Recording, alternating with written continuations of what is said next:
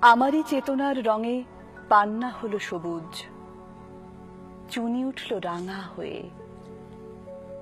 আমি চোখ মেললুম আকাশে, জ্বলে উঠল আলো পূবে পশ্চিমে। গোলাপের দিকে চেয়ে বললুম, সুন্দর সুন্দর হলো সে। তুমি বলবে এ যে তত্ত্ব কথা, এ কবির বাণী নয়। আমি বলবো এ সত্য, তাই এ কাব্য। এ আমার অহংকার, অহংকার সমস্ত মানুষের হয়ে। মানুষের অহংকার পটেই বিশ্বকর্মার বিশ্বশিল্প। তত্ত্বজ্ঞানী জপ করছেন নিঃশ্বাসে প্রশ্বাসে, না না না, না চুনি, না পান্না, না আলো, না গোলাপ, না আমি, না তুমি। ওদিকে অসীম যিনি, তিনি স্বয়ং করেছেন সাধনা মানুষের সীমানায়। তাকেই বলে আমি।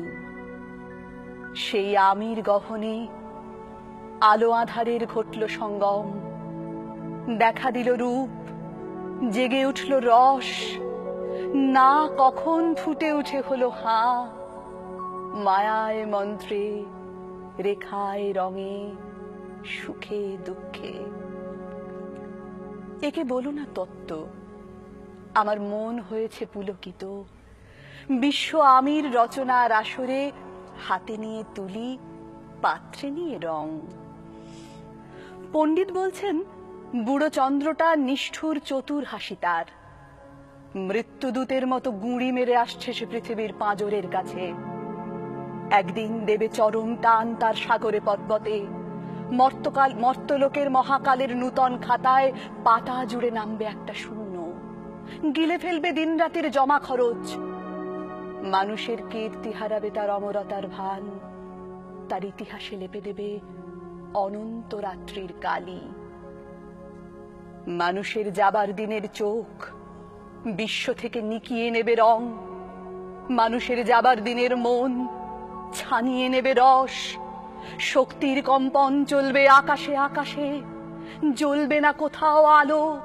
বিনাহীন সভায় যন্ত্রীর আঙুল নাচবে, বাজবে না সুর। সেদিন কবিত্বহীন বিধাতা একা রবেন বসে, নীলিমাহীন আকাশে ব্যক্তিত্ব হারা অস্তিত্বের গণিত তত্ত্ব নিয়ে।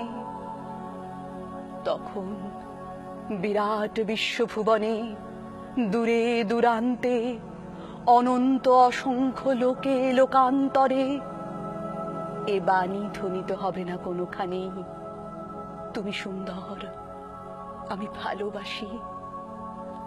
বিধাতা কি আবার বসবেন সাধনা করতে?